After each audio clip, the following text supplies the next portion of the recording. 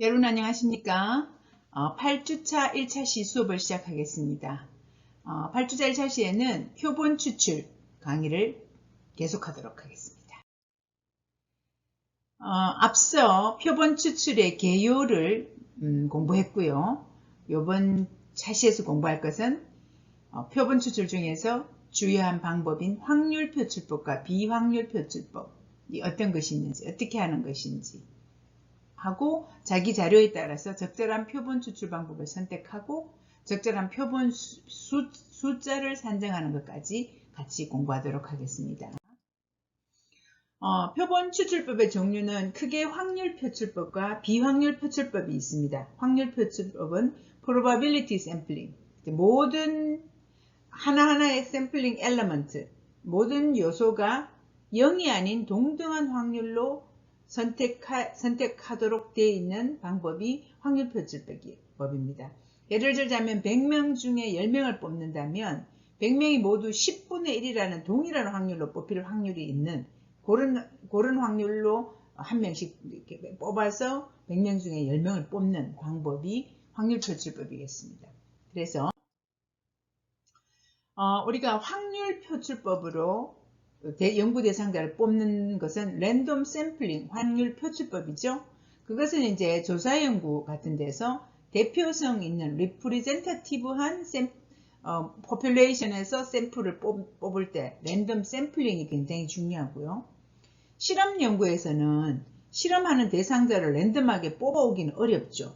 전국적으로 있는 환자를 뽑아올 수는 없으니까 동등한 대상자를 100명을 뽑아놓고 50명은 실험군에, 50명은 대조군에 넣는데 이 실험군과 대조군에 넣을 때 무작위로 넣는 것이 중요합니다. 그럴 때는 이제 무작위 할당, 랜덤 어사인이라고 그러죠. 무작위 할당, 확률 표출하는 거죠. 무작위로 실험군과 대조군에 넣어주는 것. 이것이 굉장히 중요합니다. 그 다음 이제 비확률 표출법, non-probability sampling은 앞서 본 바와 같이 확률 표출법과 같이 모든 사람이 동일한 확률로 표출될 가능성이 있지 않은 것입니다. 그래서 비확률 표출법으로 연구 대상자를 표출하고 나면 표본이 집단을 대표하는 정도 리프리젠터티브한지 하지 않은지를 확인할 수가 없습니다.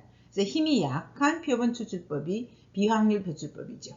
그런데 이제 우리가 확률 표출법을 하기 어렵기 때문에 많은 연구에서 비확률 표출법을 하고 있습니다만은 연구자의 입장에서는 대상자를 뽑을 때 가능하면 확률 표출법으로 할 수 있는 모든 방법을 고안해 볼 필요가 있습니다. 우리가 샘플링하는 표본 추출하는 방법에는 확률 표출법, probability sampling과 non-probability sampling 두 가지가 있다고 그랬고요. 확률 표출법에 포함되는 표출 방법이 simple random sampling, 단순 무작위 표출법, cluster sampling, 집락 표출법, systematic sampling, 계통적 표출법, stratified random sampling, 층화 표출법, 이런 것들은 확률 표출법이고요. 비확률 표출법에 들어가는 표본 추출의 방법은 convenience sampling, 편의 표출법, purposive sampling, 의도 표출법, snowball sampling, snowball sampling 그대로 눈덩이 표출법, 그 다음에 quarter sampling, 할당 표출법, 이렇게 확률 표출법과 비확률 표출법은 종류가 다르고 거기 각각의 표출 방법들이 있습니다. 그러면 먼저 확률 표출법, 랜덤 sampling, 확률 표출법, proportional sampling 종류에는 단순 무작위 표출법이 있습니다. simple random sampling. 단순 무작위 표출법은 모집단의 숫자가 그렇게 많지 않고 모집단이 한정돼서 몇 명이다라고 모집단의 원부를 가질 수 있는 경우에 그 원부를 가지고 단순 무작위 표출법을 할 수 있습니다. 표출하는 단계는 모집단의 정의를 내리고 샘플링 엘리먼트 요소가 샘플링 단순 무작위 모집단이 500명인데 딱 500명 번호 순으로 해서 원부를 딱 확보했다. 이럴 때 단순 무작위 표출법을 할 수 있습니다. 그러면 그 1000명이라고 그러죠. 모집단 1000명이 있는데 1000명을 다 하지 않고 1000명에서 대표적인 표본을 뽑아야 되니까 표본 크기를 계산하는 공식에 의해서 표본 크기를 정합니다. 1000명에서 100명으로 하기로 했어요. 그러면 각각 1000명이 다 10분의 1의 확률로 뽑힐 확률이 있습니다. 그러면 모집단 대상자에게 1000명이기 때문에 1번부터 1000번까지의 1년 번호를 무작위로 순서 없이 주게 됩니다. 그렇게 하고 난 다음에는 1000명 중에 100명을 뽑는 방법을 어떻게 할 것인가를 정해야 되죠. 단순 무작위 표출법에서 뽑는 방법을 난수표로 할 거냐, 제비뽑기로 할 거냐, 동전의 앞뒷면으로 할 거냐. 요즘은 주로 통계 프로그램으로 하죠. 랜도마이저라는 통계 프로그램을 돌리면 1에서 1000까지 숫자를 집어넣어주면 그 중에서 10분의 1로 뽑아라고 그러면 거기서 100개를 무작위로 숫자를 뽑아줍니다. 그래서 우리가 거기 있는 번호대로 그냥 대상자로 정하면 되도록 이렇게 랜도마이저라는 컴퓨터 프로그램을 사용하시면 됩니다. 단순 무작위 표출법의 이론은 이렇게 포퓰레이션이 있어요. 포퓰레이션이 있으면 그냥 심지뽑기 해갖고 뽑았어요. 그 중에 2번이 하나 뽑혔습니다. 그 다음 심지뽑기를 또 했더니 몇 번이죠? 5번이 뽑혔어요. 또 심지뽑기를 했더니 8번이 뽑혔어요. 또 심지뽑기를 했더니 10번이 뽑혔어요. 이렇게 몇 명입니까? 12명 중에서 4명을 3분의 1의 확률로 뽑았어요. 각각 뽑힐 확률은 3분의 1이 되도록 해서 무작위로 뽑았기 때문에 그렇게 뽑힙니다. 그렇게 됐을 때 이 자료를 자세히 보시면 빨간 사람이 2명 뽑혔잖아요. 그 빨간 사람 6명 중에 2명 3분의 1의 확률로 뽑힌 거예요. 초록 사람 3명이에요. 초록 사람 1명 뽑혔어요. 3분의 1 확률로. 파란 사람 3명 중에 1명 뽑혔어요. 3분의 1 확률로. 그러니까 무작위로 뽑으면 자연스럽게 이렇게 모집단의 특성을 반영한 표본이 되는 겁니다. 그것이 무작위 표출법의 장점이죠. 단순 무작위 표출법은 이렇게 심지뽑기를 하거나 컴퓨터로 랜도마이저를 돌려가지고 했을 때 이렇게 모집단의 특성을 반영한 표본을 뽑을 수가 있습니다. 이것이 단순 무작위 표출법이고요. 단순 무작위 표출법을 난수표를 이용할 경우, 난수표를 이용할 때 이렇게 통계책의 뒤쪽에 부록에 보면 이렇게 무작위 표가 있습니다. 이 무작위 표에 우리가 1번부터 1000번까지를 지어놨다 그러면 1은 0001이겠죠. 그래서 그냥 이걸 보고 요 숫자대로 79444 이 번호를 1000명이니까 없겠네요. 794라는 번호를 뽑고요. 457 번호를 뽑고요.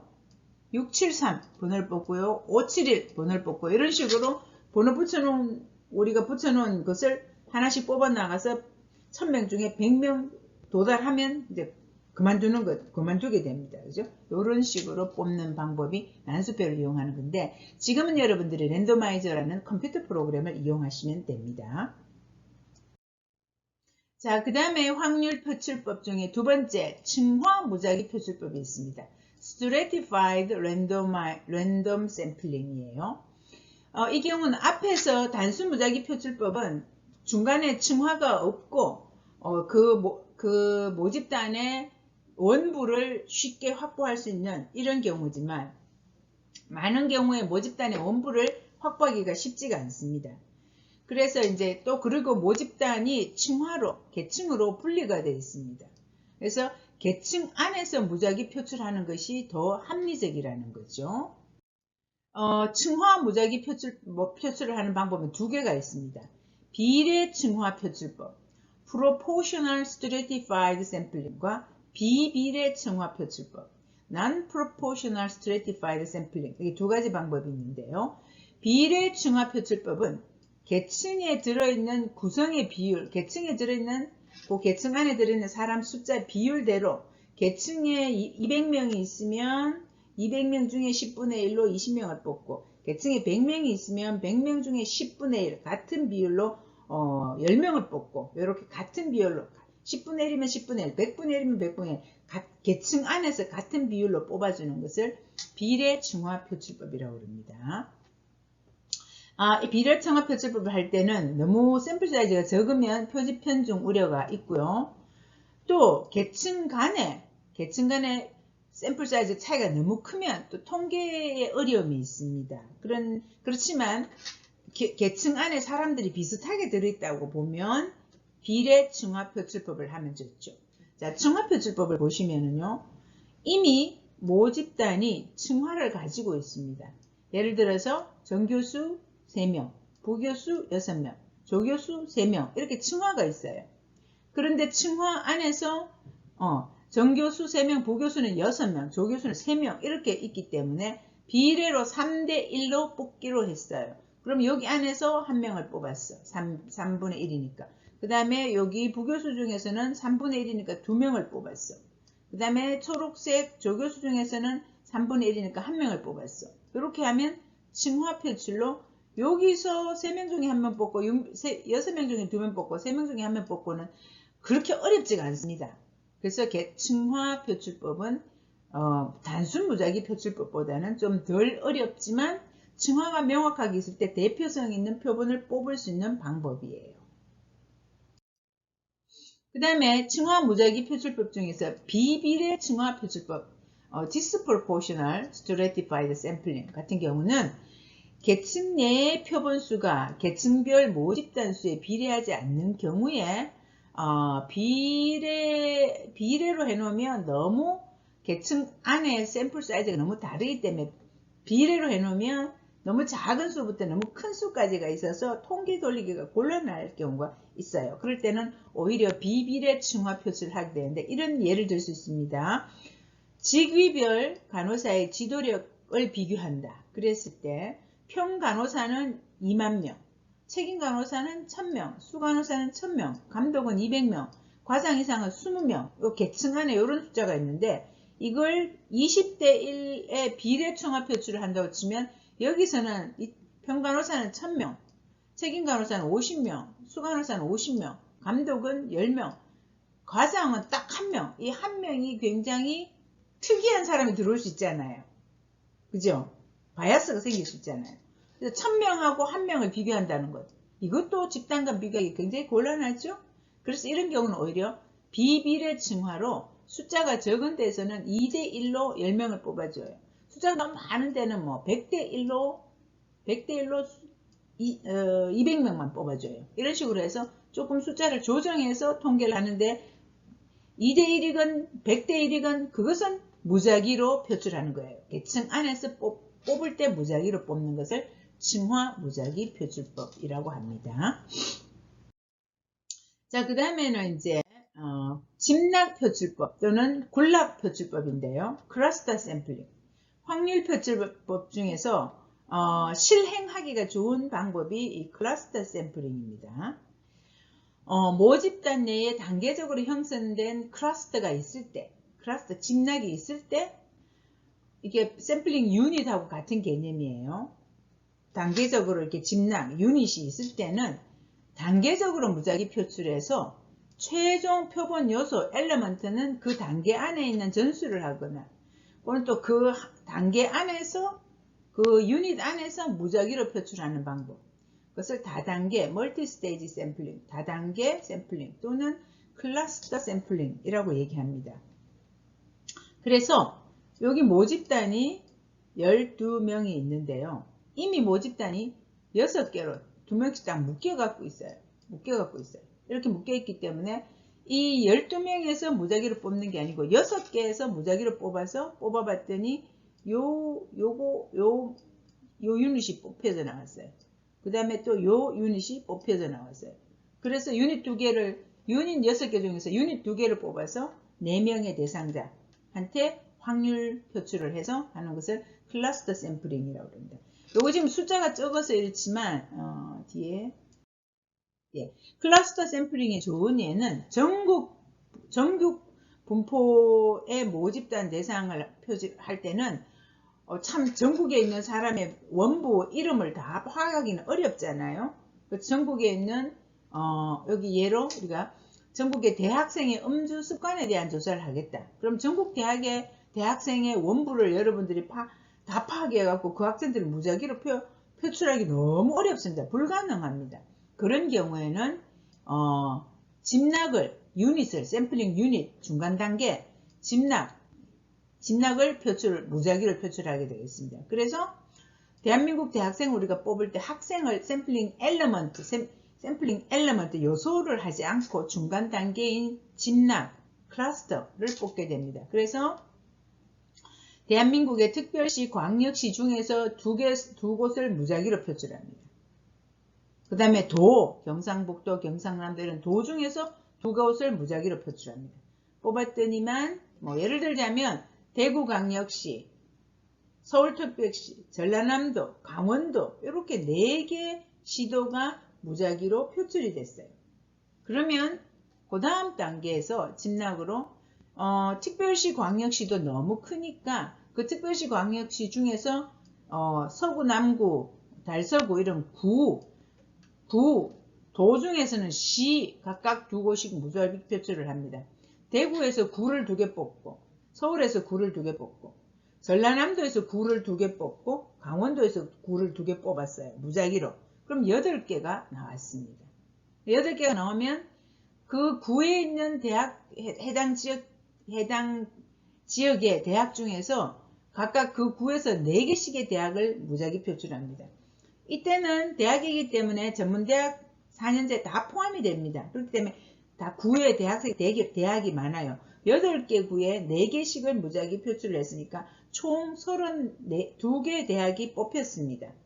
그러면 각 대학에서 각각 학과가 또 많잖아요. 2개의 학과를 무작위로 표출합니다. 그러면 64개의 학과가 됐어요. 근데 또 거기도 각각 1, 2, 3, 4학년이 있기 때문에 64개 학과에서 학과별로 각각 2개 학년을 무작위로 표출을 합니다. 그러면 128개 학과별 학년이 나오게 됐어요. 그러면 이 128개 단위의 학생의 전수를 대상으로 자료 수집을 하면 진학 표출이 다단계로 이루어지게 됩니다. 그러면 전국적으로 우리는 대표성이 있는 표본을 뽑아서 대학생의 음주 실태에 대해서 자료 수집하였다고 확률 표출법으로 굉장히 좋은 표출을 하게 된 거죠. 그런데 여러분들이 대학생의 명단을 수천 명, 수만 명의 대학생의 명단을 뽑아서 그걸 무작위로 한다면 얼마나 힘들겠어요. 그렇지만 그 중간 단계인 학교, 대학교, 중간 단계인 시도, 구군, 그 다음에 그 구군에 있는 대학교, 그 대학교의 학과, 그 학과의 학년, 이렇게 해서 그 학년을 전수, 이렇게 해서 이제 대표성에 있는 대상자를 뽑을 수 있는 방법이 진학 표출법입니다. 그 다음에 확률 표출법 중에 계통적 표출법이 있어요. 시스테마틱 샘플링. 이것은 모집단의 구성요소 엘리먼트가 최종 단위인 엘리먼트가 일정한 순서 없이 배열되었다는 것을 전제로 해서 일정한 간격을 두고 표본을 추출하는 것입니다. 그래서 제일 먼저 100명 중에 10명을 무작위로 뽑는데요. 제일 먼저 100명 중에 10명의 그 1년 번호는 1번부터 100번까지 정했어요. 저는 상태에서 그 1번부터 100번은 키 순서도 아니고 아무 순서도 아니야. 무작위 순서예요. 무작위 순서를 딱 주는 100명, 1번에서 100명까지의 대상자 원부가 있다고 그러면 맨 처음에 뽑는 숫자는 무작위로 하나 지정합니다. 지정자 8번 나왔어요. 8번 나오면 100명 중에 10명을 뽑아. 10분의 1의 확률로 뽑혀야 돼요. 그러면 8번이 나오면 그 다음 18번, 28번, 38번, 48번 이런 식으로 해서 100명 중에 10명을 뽑는 방법을 계통적 표출법이라고 합니다. 그래서 n번째 대상자를 뽑는 거고요. 그래서 원부를 작성할 때 무작위로 이름의 가나다순 이렇게 해놓으면 되겠죠. 그래서 매 100번째, 매 200번째 대상자를 선택하는 방법입니다. 그래서 이것은 단순 무작위 표출법보다는 좀 더 쉽고 빠른데 요새는 컴퓨터가 해주기 때문에 랜더마이저 프로그램을 돌리면 단순 무작위 표출법도 쉽습니다. 빨리 될 수 있습니다. 그래서 여기는 보면 3분의 1로 뽑는데 2번을 제일 먼저 무작위로 뽑고 2번 다음에 5번, 5번 다음에 8번, 8번 다음에 12번 이런 식으로 n번째 대상자를 뽑아주는 것입니다. n번째 대상자를 뽑았더니만 이게 파란색이 한 명도 안 나왔다 그죠? 초록색 한 명에 빨간색이 3명이나 들어왔네요. 좀 이게 단순 무작위보다는 이제 샘플로 그려놓은 게 조금 이제 덜 대표성이 있게 나오긴 했습니다. 자, 그러면 이제 확률표출법에 대해서 공부를 했기 때문에 여러분한테 수업적 생각과제를 주겠어요. 계명대학교 간호대학 학생 600명, 여러분들이 가능하시면 우리 행정팀의 이야기에서 우리 대학의 학생 1, 2, 3, 4학년 이름만 원부를 확보하세요. 확보한 다음에 600명, 대강 600명이라고 생각하는데 그 600명 중에 100명을 확률표출로 뽑는 계획을 한번 세워보세요. 원부 600명을 두고 단순 무작위 표출법으로 600명 중에서 100명을 뽑아보세요. 각각 개인이 6분의 1로 뽑힐 확률인 거죠. 단순 무작위 표출법은 여러분이 심지 뽑기를 하거나 랜더마이즈 컴퓨터 프로그램을 돌리거나 하라고 그랬죠. 그래서 원부 600명 이름 적어놓고 어떻게 돌리든지 100명을 무작위로 돌린 방법을 적고 그 100명의 이름을 여기 적어보세요. 100명이 이런 사람이 뽑혔다고. 물론 그 이름은 나중에 적더라도 여러분 여기 적을 때는 그럼 1번부터 600명까지 대상자 이름 원본은 여러분이 갖고 있더라도 그 1번부터 600명 중에 100명을 뽑은 방법을 적고 그 번호를 적어 놓으셔도 됩니다. 그 다음에 층화 무작위 표출법을 한번 해보세요. 간호대학 학생 600명을 층화를 한번 시켜보세요. 어떤 특성으로 나눌 수 있겠는지 그건 여러분이 정하세요. 스트레타를 정하는 건 여러분이 정하셔서 층화로 간호대학 학생을 나눈 다음에 그 층화 안에서 비례 층화 표출을 할 것인지 비비례 층화 표출을 할 것인지 정한 다음에 무작위로 그 층화 안에서 각각 뽑아주세요. 만약에 6개의 층화를 뒀다고 그러면 각각 6개 안에서 몇 명씩 뽑아야지 100명이 될까요? 나누기를 잘 해가지고 층화 안에서 무작위로 뽑는 방법을 계획을 세우고 요 층화를 뒀고 요 안에 요런 번호로 사람을 뽑아 넣었다고 방법은 어떻게 했다고 이렇게 한번 해보시고요. 그 다음에 집락 표출법으로 간호대학 학생 600명이 있는데 샘플링 유닛을 나눌 수 있다면 뭐 학년을 유닛으로 나누든지 이렇게 나누어 가지고 그 안에서 무작위로 어떤 방법으로 뽑았다고 이게 그거 집락 하나를 갖고 와서 그 안에서 어떻게 뽑았는지를 가지고 계획을 세워보세요. 그 다음에 간호대학 학생 600명 중에서 계통적 시스테마틱 하게 100명을 뽑으니까 6분의 1이니까 이건 쉽겠죠. 이렇게 무작위로 세워놓고 6분의 1로 n번째 대상자를 번호를 적어보세요. 연습을 한번 해보시기 바랍니다. 네, 그 다음에는 표본 추출 방법 중에서 비확률 표출법입니다. 비확률 표출법. 비확률 표출법에는 먼저 임의 표출법이 있어요. 임의 표출법, accidental sampling 또는 다른 말로 편의 표출법, convenience sampling, 편의 표출법이라고 더 많이 얘기하죠. 연구자의 편의에 따라서 대상자를 이렇게 선택한 거예요. 편의 표출법. 근데 이 편의 표출법은 연구자가 임의대로 편의에 의해서 표본을 선정했기 때문에 표본이 모집단을 대표한다고 보기가 어렵습니다. representative, 대표성이 별로 없습니다. 그리고 또 대상자가 자의선정, self selection, 이 연구에 들어오고 싶은 사람 들어오세요 이렇게 했기 때문에 표집 편중, 바이아스가 좀 클 우려가 있습니다. 그래서 조사 연구에서 임의 표출을 하면 연구 결과를 일반화, generalization 하기 어렵다라는 제한점이 있습니다. 이것을 자세히 여러분 보시면 이게 왜 편의 표출을 하면 왜 문제가 되겠는가 알 수 있을 거예요. 모집단이 이런 모집단이 있습니다. 이런 모집단이 있는데 연구자가 자기 편의에서 이게 이제 교실에서 학생들이 앉아 있는 거라고 생각해요. 그러면 연구자가 교실의 앞줄에 두 줄 학생을 나의 연구 대상자로 삼아서 성적 분포를 봤다. 그러면 앞줄 두 줄 학생은 성적이 좋을 거예요. 뒤에 있는 이 배추색이나 황토색 학생 여기 하나도 못 들어왔거든요. 그래서 이 표출은 대표성이 없어요. 그렇기 때문에 편의 표출로 자료 수집을 했을 때는 상당히 해석할 때 주의해야 되는 그런 부분이 있습니다. 그 다음 비확률 표출법 중에 눈덩이 표출법이 있습니다. 스노우볼 샘플링. 여러분 눈이 왔을 때 눈을 굴리면 처음엔 조금 하다가 눈을 계속 굴리면 아주 큰 눈덩이가 되잖아요. 그런 방법으로 샘플링을 한다고 그래서 눈덩이 표출법이라고 그러고요. 임의 표출법이 한 방법이고 이것은 굉장히 원하는 특성을 가진 표본을 구하기 힘들 때 하는 방법입니다. 그래서 처음에는 대상자를 그렇게 3명밖에 못 구했어요. 1, 2, 3, 3명밖에 못 구했어요. 그래서 이 3명의 대상자한테 1번 대상자한테 당신과 같은 특성을 갖고 있는 대상자를 좀 소개시켜 주세요. 이렇게 해서 1번 대상자한테서 4, 5, 6번을 소개받았어요. 그 다음에 2번 대상자한테서 7, 8, 9번을 소개받았어요. 3번 대상자한테서 10, 11, 12번을 소개받았어요.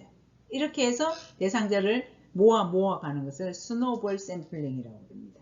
그래서 예를 들자면 게임 중독자, 우리가 어디 있는지 잘 몰라요. 근데 한 3명을 찾았어. 그럼 그 사람들한테 다른 당신이 알고 있는 게임 중독자들 좀 소개시켜 주세요. 이렇게 하는 게 스노우볼 샘플링입니다. 자, 그 다음에 이제 비확률 표출법 중에 할당 표출법, 쿼터 샘플링이 있는데요. 비확률 표출법이지만 그나마 조금 대표성을 확보할 수 있는 방법이 할당 표출법, 쿼터 샘플링입니다. 모집단의 계층이나 유목이나 유닛을 파악을 합니다. 그러니까 우리 그 앞에서 있는 그 확률 표출법의 층화 표출과 비슷한 과정을 거칩니다. 그래서 계층이나 유목이 있는지 보고 각 계층의 대상자의 비율이 어떤지 파악을 한 다음에 비율에 따라서 표본 추출할 때는 임의로 표본 추출합니다. 제일 마지막에 뽑는 사람은 임의로 하지만 모집단의 구성 요소를 보고 구성 요소의 비율 따라서 임의 표출을 하는 것을 할당 표출법이라고 부릅니다. 그래서 층화 표출과 유사하지만 마지막 단계에서 임의 표출을 한다는 것이 다릅니다. 층화 표출에서는 단계별로 오면 마지막 단계를 무작위 표출을 하거나 아니면 마지막 단계에 있는 사람을 전수를 대상으로 합니다. 그렇기 때문에 대표성이 있는데 쿼터 샘플링은 단계 내려와서 뽑기는 뽑았는데 그 단계 중에 뽑을 때도 예를 들자면 대한민국의 시도를 뽑을 때도 임의로 뽑고 시도에서 구군을 뽑을 때도 임의로 뽑고 구군에서 대학을 뽑을 때도 임의로 뽑고 이렇게 각각 임의로 뽑게 되는 것을 할당 표출법이라고 합니다. 그래서 이 단계의 편의 표출을 할 수 있어서 편리하지만 어느 정도 대표성은 유지되는 방법이다. 이렇게 보는 게 할당 표출법이에요. 그 다음에 이제 의도 표출법이 있습니다. 의도 표출법, purposive sampling. 이것은 연구자가 가장 적절하다고 판단되는 대상자를 뽑아서 연구를 하는 거예요. 이때 이제 이럴 때는 어떤 경우냐면 전문가가 필요할 때, 측정 도구를 개발할 때, 또는 그 개념을 가장 잘 아는 사람한테 물어봐야 될 때, 이럴 때는 의도 표출법을 하겠죠. 그래서 이런 모집단이 있으면 내가 꼭 물어봐야 되는 것은 초록색인 사람이 이걸 제일 잘 알아요. 그래서 초록색인 사람 3명을 대상자로 해서 자료 수집할 때는 의도 표출법으로 대상자를 뽑아서 자료 수집했다라고 이야기하게 됩니다. 그래서 이제 표본 추출의 예를 보시면 비정상 세포진, 그러니까 팝스미아를 해서 부인과 비정상 세포진이 나온 사람이 총 444명이 있었어요. 그 중에 아스쿠스는 235명, 로실은 209명이었어요. 근데 결과가 중복되는 50명을 제외했는데 빼니까 아스쿠스가 204명, 로실이 190명이었어요. 총 394명인데 포함 기준과 제외 기준이 있기 때문에 제외 기준이 84명이 됐어요. 요런 사람 제외를 했습니다. 그래서 최종 설문 대상자는 310명이었습니다. 그런데 연구에 동의를 받는 과정에서 설문에 실패, 거절했는 사람, 무응답했는 사람, 연락처가 변경된 사람.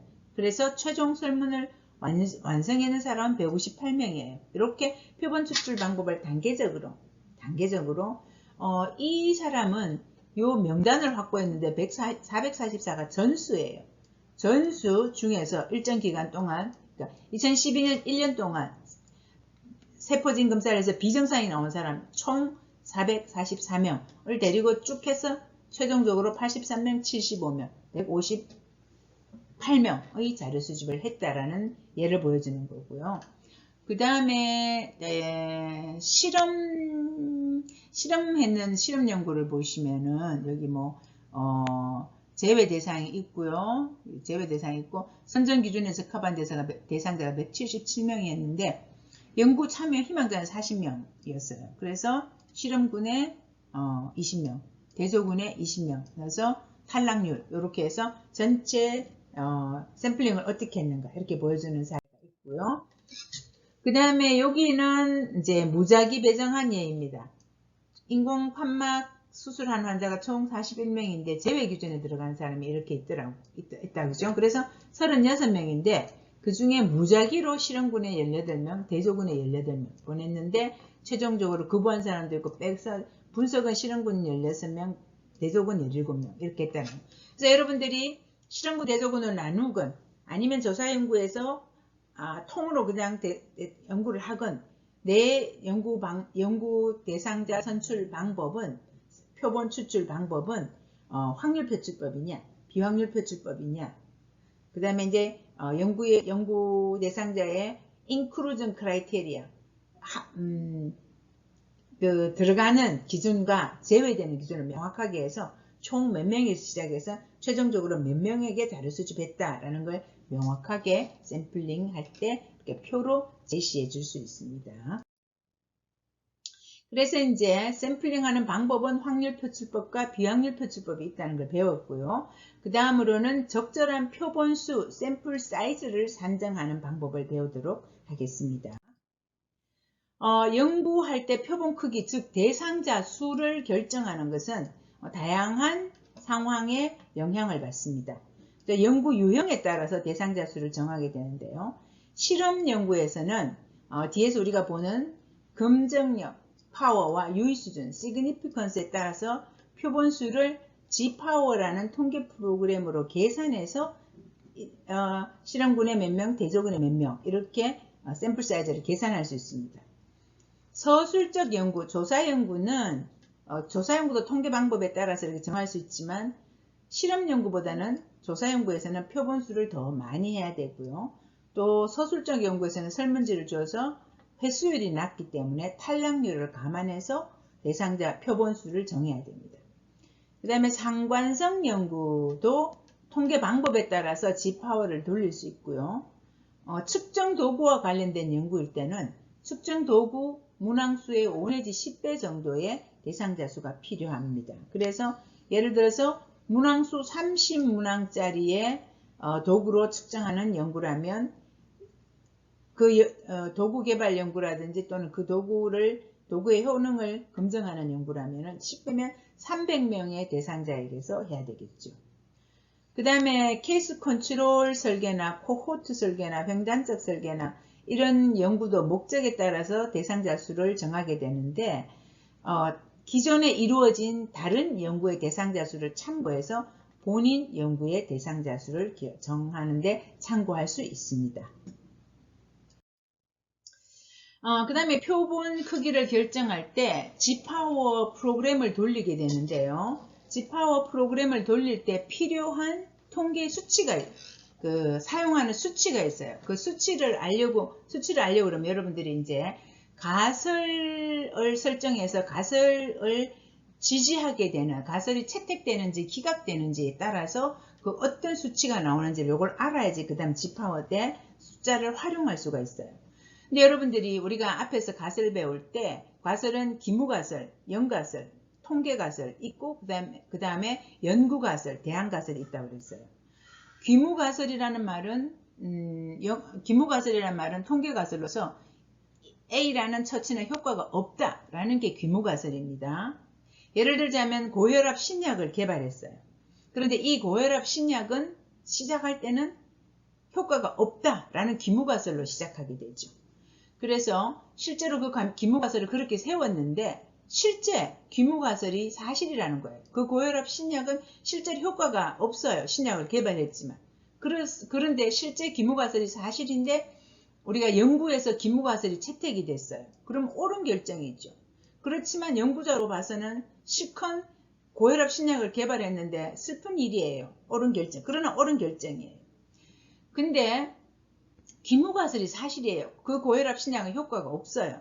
그런데 연구에서 귀무가설을 기각했어요.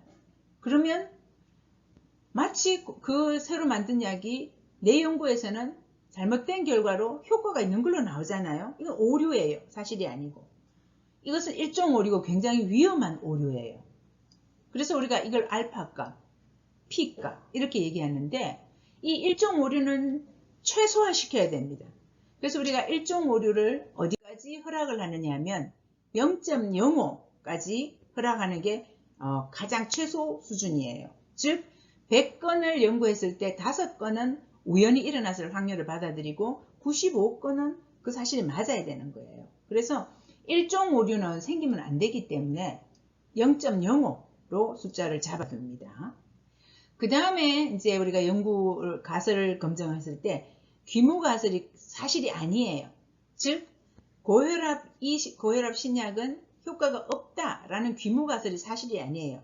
그러면 이제 한 단계 더 발전되면 우리가 이 고혈압 신약은 혈압을 낮춘다라는 연구가설이 사실인 거죠. 그런데 귀무가설이 채택이 됐어요. 이 고혈압 신약은 효과가 있는데 내 연구에서는 귀무가설이 채택됐으니까 효과가 없다고 나온 거예요. 이거 되게 섭섭한 일이죠. 잘못됐죠? 근데 이건 2종 오류인데 1종 오류만큼 위험하진 않아요. 그래서 2종 오류는 베타값이라고 그러고 0.2까지 받아들이겠다라고 정합니다. 이렇게 대부분 통계학자에 의해서 이렇게 정해져 있습니다. 그 다음에 귀무가설이 실제로 사실이 아니에요. 그래서 연구가설이 사실이에요. 이 고혈압 신약은 효과가 있어요. 그런데 나의 연구에서 귀무가설이 기각이 됐어요. 그러니까 연구가설이 지지가 된 거죠. 그러니까 옳은 결정을 한 거예요. 되게 연구자가 기쁘지 않겠어요?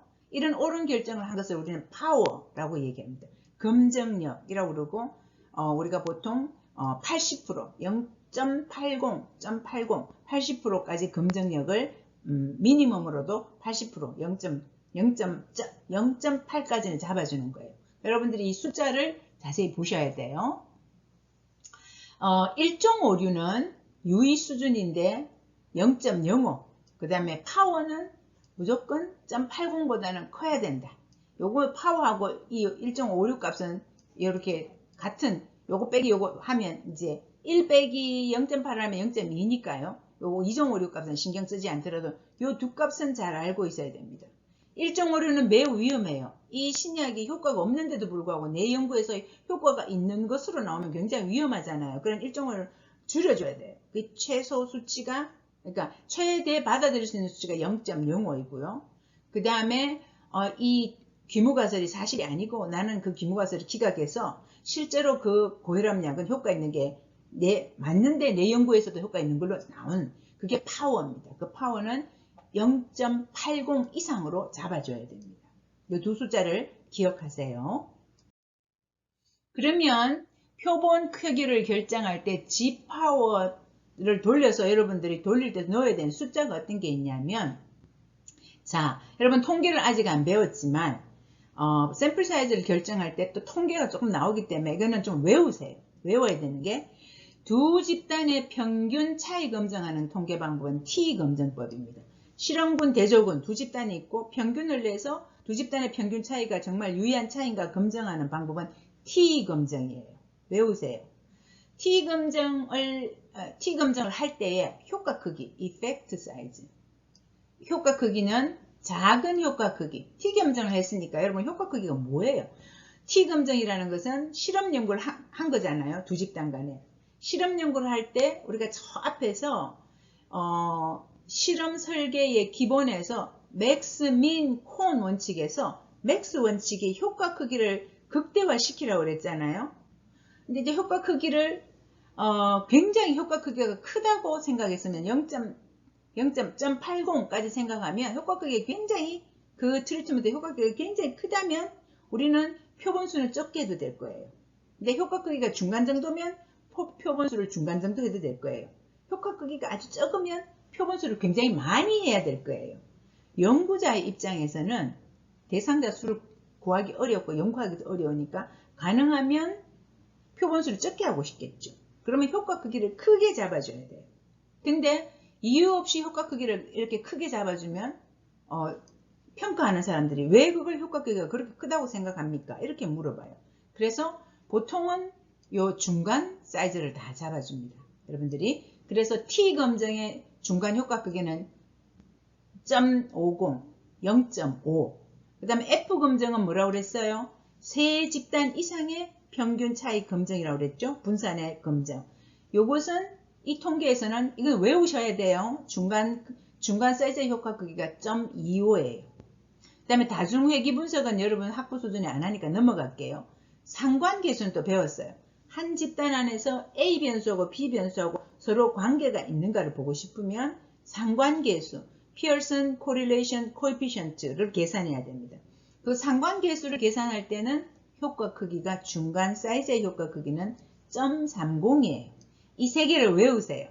T 검정의 중간 효과 크기는 0.50, F 검정의 중간 효과 크기는 0.25, Correlation의 중간 효과 크기는 0.30. 근데 이거 안 외워도 G파워에 들어가면 큰 large, medium, small 이렇게 딱 뜹니다. 뜰 때 여러분이 medium 사이즈의 숫자를 적어 넣으시면 되죠. 자, 이렇게 해서 이제 표본 크기를 결정하는데 간호학 연구에서는 대부분의 경우에 G파워를 통해서 표본 사이즈를 결정하게 됩니다. 그래서 G파워에서는 검정력, 파워, 아까 파워 그랬죠? 귀무가설이 사실이 아닐 때 귀무가설을 기각하면 굉장히 기분 좋게 연구가설이 지지된 거잖아요. 그래서 그게 파워라고 그랬고 이게 1-베타고 미니멈 acceptable 파워가 얼마? 적어도 0.80 이상은 돼야 되니까 미니멈으로 0.80은 잡아줘야 됩니다. 그 다음에 G파워에서는 여러가지 이걸 이용해서 효과 크기도 계산하고 하지만 여러분 지금 샘플 사이즈가 중요하니까 대상자 샘플 숫자가 내는 게 중요하니까 한 개만 사용하세요. 그래서 그 한 개 사용하는 것은 A priori라는 방법이에요. 그래서 A priori를 딱 선택하세요. 그렇게 해서 샘플 사이즈 N을 구하려고 그러면 G파워에서 여러분이 넣어야 되는 숫자는 3개예요. 3가지 숫자를 넣어야 됩니다. 뭘 넣어야 되나 보니까 파워 1-베타를 넣으라고 그랬어요. 여러분들이 미니멈으로 얼마 넣을 수 있다고 그랬어요? 0.8 미니멈으로. 파워를 좀 더 크게 하고 싶으면 여러분 0.9 이렇게 넣어도 돼요. 그러면 대상자 수가 점점 많아지겠죠? 최소로 할 수 있는 게 0.8이에요. 유의 수준 이거는 미니멈으로 또 얼마를 하라고 그랬어요? 미니멈 아니고 맥시멈. 유의 수준이니까 0.05 잡으라고 그랬죠? 더 잘하고 싶으면 0.01 이렇게 줄여도 돼요. 1.56는 적을수록 좋은 거니까. 그러나 0.05까지는 꼭 해줘야 돼요. 그 다음에 기대하는 효과 크기 이펙트 사이즈는 앞에 통계 방법에 따라서 달랐죠? T 검정의 중간 효과 크기가 얼마나 그랬어요? 0.5라고 그랬죠. 요렇게 요 세 개의 숫자를 넣어서 G파워 프로그램을 돌리면 여러분이 원하는 샘플 사이즈가 나오게 됩니다. 이렇게 연습을 하세요. 그래서 G파워는 효과 크기가 적으면 많은 표본수를 필요로 하니까 가능하면 우리가 효과 크기 중간 이상은 잡아줬으면 좋겠고요. 그 다음에 효과 크기는 선행연구를 통해서 선행연구에서 효과 크기가 이랬기 때문에 나는 요거 큰 효과 크기를 넣겠다 이렇게 할 수 있고요. 그 다음에 G파워를 통해서 샘플 사이즈가 나오더라도 언제나 연구 대상자는 중도 탈락을 할 수 있기 때문에 초기 대상자보다 10% 더 많게 20% 더 많게 이렇게 드랍아웃 탈락률을 예상해서 대상자 숫자를 더 뽑아줘야 됩니다. 그러면 이제 여러분들이 G파워 프로그램을 다운받아 가지고 해보시면 이거하고 똑같이 나옵니다. 어떻게 나오느냐? T검정 두 집단 간의 평균 차이 검정할 때 T검정의 유의 수준은 0.05 여기 알파 값 있죠? 0.05 순서대로 할게요. 여기 G파워를 다운받으셔 가지고 T테스트라고 찾으세요. 찾고 스태티스틱 테스트 중에서 여러 개가 여기 누르면 나와요. 그 중에 T검정에서는 mean, 평균, mean difference, 평균 차이 between two independent means. 두 독립적인 평균, 두 집단, 실험군, 대조군, 두 집단 간의 두 개 독립적인 평균 차이를 검증하는 거. 요걸 찾으시고요. 그 다음에 샘플 사이즈를 구할 때는 a priori 컴퓨터 샘플 사이즈라고 돼 있네요. 요 샘플 사이즈 있는 요걸 찍으세요. 찍은 다음에 이펙트 사이즈는 얼마? 아까 여기 이펙트 사이즈는 0.8. 여기서는 지금 큰 효과 크기를 넣어줬어요. 내가 하고자 하는 이 실험군의 실험 자체는 굉장히 효과가 되게 큰 거다. 이렇게 하고 0.8 효과 크기를 넣어줬네요. 0.8을 넣어주고 그 다음에 유의 수준은 0.05를 넣어줬어요. 파워는 0.80 넣었습니다. 그 다음에 여기 테일의 원은 여러분 앞에서 우리 한번 배웠죠. 원 테일을 넣을 거냐, 투 테일을 넣을 거냐. 그래서 가설이 지시적 가설이라면 실험군의 불안점수는 대조군의 불안점수보다 낮을 것이다 라고 한쪽으로 해줬으면 여러분 원 테일 하시면 됩니다. 그런데 선행 문헌에서 그게 아직 방향이 확실하지 않고 차이가 있을 것이다 라면 양쪽 끝에 어디로 갈지 모르니까 투 테일을 눌러줘야 돼요. 투 테일을 누르면 샘플 사이즈가 더 크게 나옵니다. 그래서 여러분들은 지시적 가설을 세우면 원 테일을 누르고 샘플 사이즈를 좀 적게 할 수 있죠. 이렇게 누르고 여기 표에 여기 밑에 calculate를 딱 누르면 1집단 실험군의 21명, 대조군의 21명, 총 42명이면 된다 라고 샘플 사이즈가 나옵니다. 그래서 여러분들이 이렇게 샘플 사이즈 계산을 한번 해보세요. 그 다음에 F테스트. F테스트는 세 집단 이상의 분산의 차이 또는 평균의 차이 할 때 F테스트를 한다고 그랬죠. F테스트 할 때는 G파워에 가서 여기 F테스트 누르시고요. 아노바를 찾으세요. 픽스드 이펙트, 고정효과에서 옴니부스 넣고 원웨이. 여러분들이 하는 것은 그냥 세 집단 그냥 평행하게 보는 거지 세 집단의 또 나이별 이렇게 2원 안 하기 때문에 그냥 1원이에요.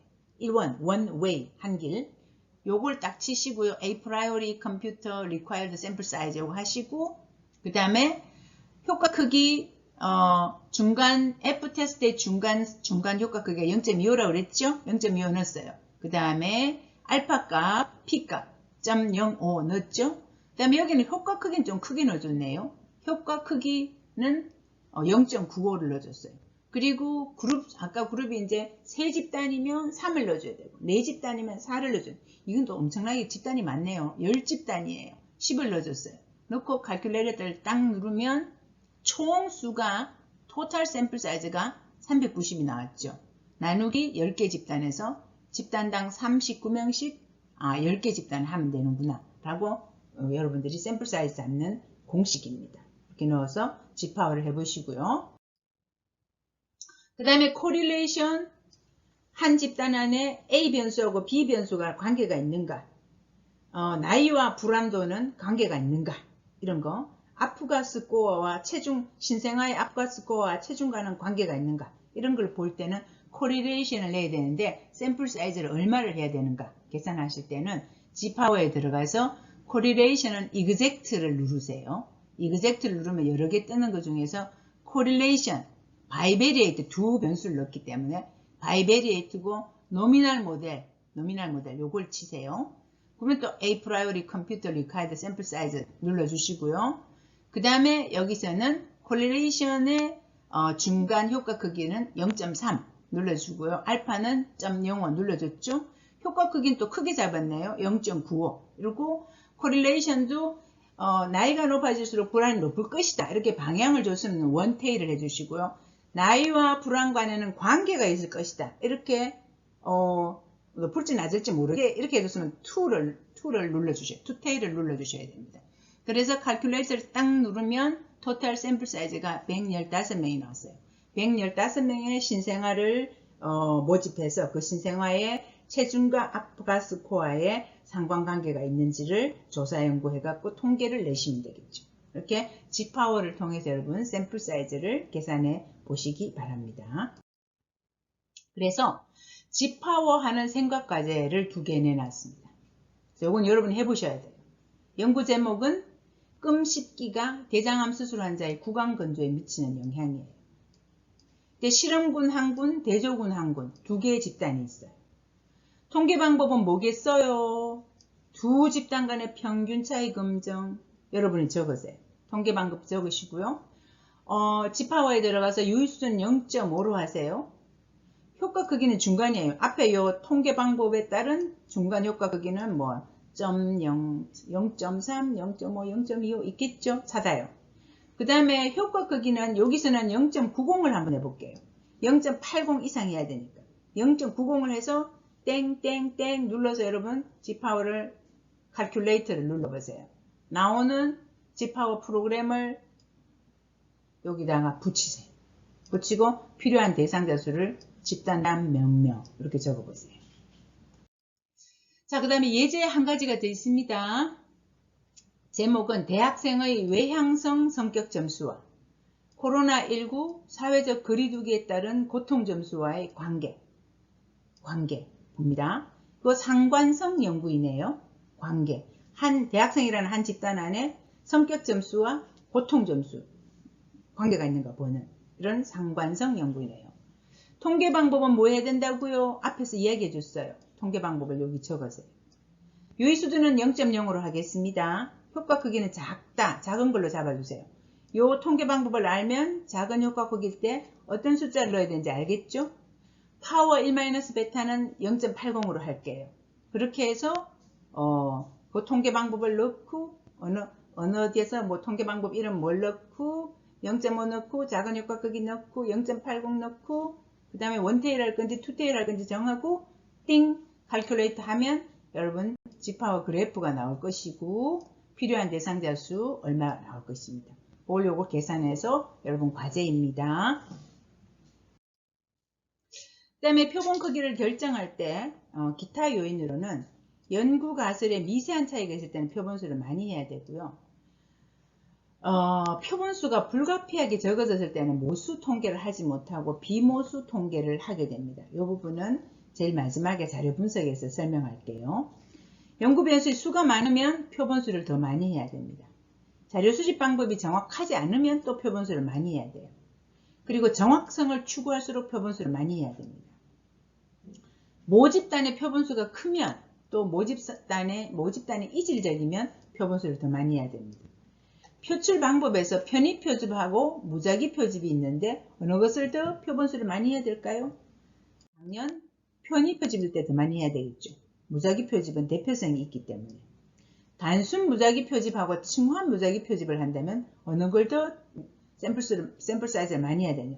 단순입니다. 층화는 그 층화를 이미 나누어서 거기 대표성 있는 사람을 뽑기 때문에 더 파워풀한 표본 추출 방법입니다. 그 다음에 표본 크기를 정할 때는 중도 탈락이나 반응률을 계산해서 과외의 10% 또는 20%의 과외의 표본 추출을 해줘야 됩니다. 연구 대상자를 모집했을 때는 모집하는 것도 중요하고요. 그 대상자가 끝까지 자료 수집을 할 수 있도록 유지하는 것도 중요합니다. 그래서 대상자 참여에 영향을 미치는 요인은 사생활을 보호해주고 서면 동의서를 잘 받고 대상자의 참여 동기를 일으킬 수 있도록 설명문을 잘 만들고 또 자료 수집하는 시간과 장소를 잘 만들어줘야지 대상자가 많이 참여할 수 있습니다. 대상자 모집 시에 설명할 내용은 연구의 목적과 중요성, 대상자에게 요구하는 점, 소요 시간, 연구 기간, 언제든지 중도 탈락해도 괜찮다. 당신에 대한 모든 정보는 연구에만 사용되고 개인정보는 활용하지 않는다. 이런 것들을 잘 알려줘야 됩니다. 중도 탈락도 얼마나 어떤 사람들이 탈락을 했는지 개인정보는 아니지만 서술되어 있어야 됩니다.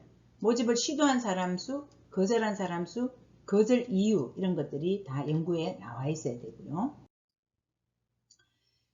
그래서 우리가 대상자를 수집했을 때는 가능하면 이 대상자들이 끝까지 설문이나 자료 수집에 끝까지 응해주기를 바라겠죠. 그래서 그것을 조사 응답률, 레스포런스 레이트를 향상시켜야 됩니다.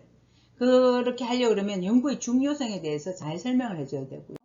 요즘은 사례품 굉장히 중요합니다. 커피 쿠폰, 교통비, 한 번 올 때마다 10,000원씩 이렇게 연구할 때도 굉장히 돈이 많이 들어요. 그래서 이거 준비를 해야 되고요. 그 다음에 레스폰스를 잘 받게 하려면 전화 연락이나 편지나 카드 발송, 이메일 이런 것들로 귀하께서 답이 아직 안 왔는데 답을 해주십시오. 이렇게 날쌔게 해줘야 되고요. 그 다음에 지역사회 연구할 때는 행정기관에 공문을 보내고 또 매체를 통한 홍보를 하고 또는 의료 전문가가 이 연구가 굉장히 중요하다고 설명해주고 이런 것들이 대상자 모집과 응답률에 영향을 미칩니다. 그래서 표본 추출을 하는 방법, 확률표출법과 비확률표출법을 배웠고 실제적으로 표본을 추출하는 방법에다가 표본수를 몇 명이나 하면 좋겠는가 라는 것은 G파워 방법으로 여러분들이 각 집단에 몇 명이 필요한지를 잘 산정해서 연구 계획서에 적으시면 되겠습니다. 수고하셨습니다.